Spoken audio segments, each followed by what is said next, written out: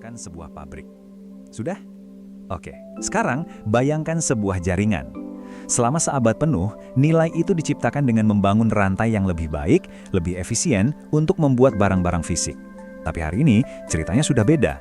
Nilai justru diciptakan dengan membangun jaringan yang lebih kuat untuk menciptakan koneksi digital. Nah, dalam pembahasan kali ini, kita akan bedah tuntas pergeseran fundamental yang benar-benar mendefinisikan ulang ekonomi modern kita. Disinilah letak perbedaan utamanya, perbedaan paling mendasar. Di sebelah kiri, kita punya model industri. Nilai itu adalah sebuah proses yang lurus, linier, mengubah bahan mentah menjadi produk jadi. Sementara di kanan, model digital. Nilai itu prosesnya eksponensial, tujuannya memfasilitasi koneksi antar pengguna. Jadi, yang satu itu tentang produksi, yang satunya lagi tentang interaksi. Nah, perbedaan inilah yang jadi fondasi dari semua yang akan kita bahas. Dan dampak dari pergeseran ini, wah luar biasa besar. Grafik ini sudah menjelaskan semuanya. Lihat saja, di tahun 2021, perusahaan paling berharga di dunia itu bukan lagi raksasa-raksasa industri, tapi platform-platform digital. Apple, Microsoft, Amazon, mereka ini nggak cuma jualan produk loh, mereka mengelola seluruh ekosistem. Ini adalah bukti yang nggak bisa dibantah lagi tentang di mana kekuatan ekonomi berada saat ini. Oke, untuk benar-benar memahami revolusi ini, kita akan memetakan perjalanannya. Pertama, kita akan bedah logika di balik rantai nilai industri. Lalu, kita akan pindah ke jaringan nilai digital yang mengganggu model lama itu. Kita juga akan lihat bagaimana strategi klasik bisa diadaptasi, menganalisis kasus kegagalan Kodak, dan di akhir, kita simpulkan dengan logika ekonomi baru yang sekarang berkuasa. Mari kita mulai dari fondasinya, model yang mendominasi abad ke-20. Kita akan masuk ke rantai nilai industri untuk memahami logika produksi yang serba lurus, serba linier, yang membentuknya. Konsep ini yang dipopulerkan oleh Michael Porter pada dasarnya melihat perusahaan itu seperti sebuah pabrik berjalan. Setiap langkah dalam proses produksi, klik, menambah sedikit nilai. Ini adalah proses yang sangat terstruktur, bisa diprediksi, dan yang paling penting yaitu tadi, linier, satu arah. Dan inilah ilustrasi alurnya yang paling gamblang. Semuanya dimulai dari logistik masuk, bahan mentah datang, lalu masuk ke operasi atau produksi. Setelah jadi, ada logistik keluar, distribusi, kemudian pemasaran dan penjualan, dan terakhir, layanan purna jual. Setiap tahap ini ibarat mata rantai yang jelas dalam sebuah proses penambangan nilai yang berurutan. Fokus utamanya, efisiensi di setiap langkah. Nah, ini dia nih batasan fundamentalnya. Dalam model industri, ada yang namanya biaya marginal. Ini tuh biaya untuk memproduksi satu unit tambahan. Dan biayanya selalu lebih besar dari nol. Nggak mungkin nol. Mau bikin satu mobil lagi, ya pasti butuh lebih banyak baja, lebih banyak tenaga kerja, dan ongkos kirim. Batasan fisik inilah yang jadi kayak ya hukum besi yang mengatur skala dan strategi bisnis di era industri. Sekarang, mari kita lihat model yang berhasil mendobrak hukum besi biaya marginal tadi. Selamat datang di dunia jaringan nilai digital, di mana logika koneksi yang eksponensial mengambil alih segalanya. Berbeda banget dengan rantai. Fungsi utama dari sebuah jaringan itu bukan untuk memproduksi barang, tapi untuk memfasilitasi sebuah hubungan. Perusahaan nggak lagi jadi pusat dari alam semesta, sebaliknya mereka jadi platform, jadi panggung, tempat semua interaksi itu terjadi.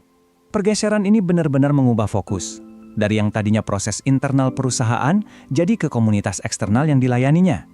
Coba pikirkan, nilai eBay itu bukan di servernya, tapi di jutaan pembeli dan penjual yang terhubung. Nilai Facebook ada di miliaran interaksi yang terjadi setiap hari. Jadi, aset utamanya adalah jaringan itu sendiri. Nah, inilah yang jadi mesin akselerator untuk sebuah jaringan nilai. Semakin banyak teman Anda yang gabung Facebook, platform itu jadi lebih berharga buat Anda kan? Semakin banyak pengemudi yang gabung Uber, layanannya jadi lebih berguna buat penumpang. Ini adalah semacam lingkaran umpan balik positif yang sangat kuat, yang mendorong pertumbuhan secara eksponensial. Struktur yang paling efektif untuk memanfaatkan efek jaringan ini namanya platform multisisi atau MSP. Platform seperti ini nggak cuma melayani satu kelompok pelanggan, ia justru menghubungkan sisi-sisi pasar yang berbeda dan menciptakan nilai dengan menjadi perantara. Contohnya, koran, dia menghubungkan pembaca dan pengiklan. Konsol game menghubungkan gamer dan pengembang game. Setiap sisi membuat platform jadi lebih berharga buat sisi yang lainnya. Dan inilah pengubah permainan ekonominya. Biaya marginal yang mendekati nol.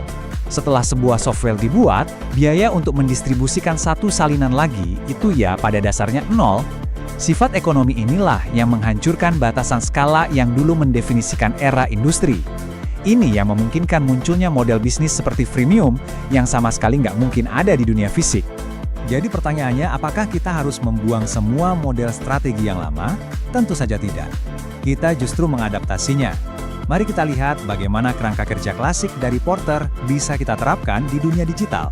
Ini adalah alat strategi yang sangat fundamental yang diajarkan di setiap sekolah bisnis. 5 kekuatan ini membentuk profitabilitas di industri manapun.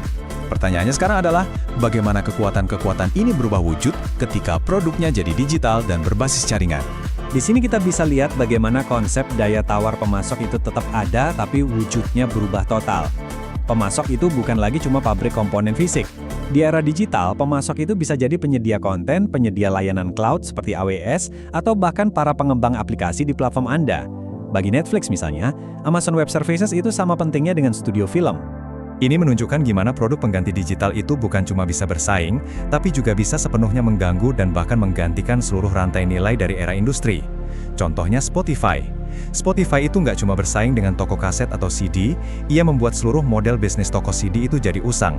Nah, sekarang mari kita lihat gimana benturan antara model rantai dan model jaringan ini terjadi di dunia nyata.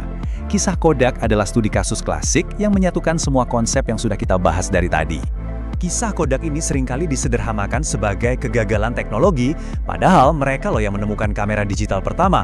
Tapi masalahnya lebih dalam dari itu. Ini adalah kegagalan model strategis. Mereka adalah master dari dunia yang lama. Oke, slide ini bisa dibilang inti dari analisis kita. Coba lihat ya, di sebelah kiri kita lihat modelnya Kodak, rantai nilai yang super efisien. Mereka ini jagonya bikin dan jual film fisik.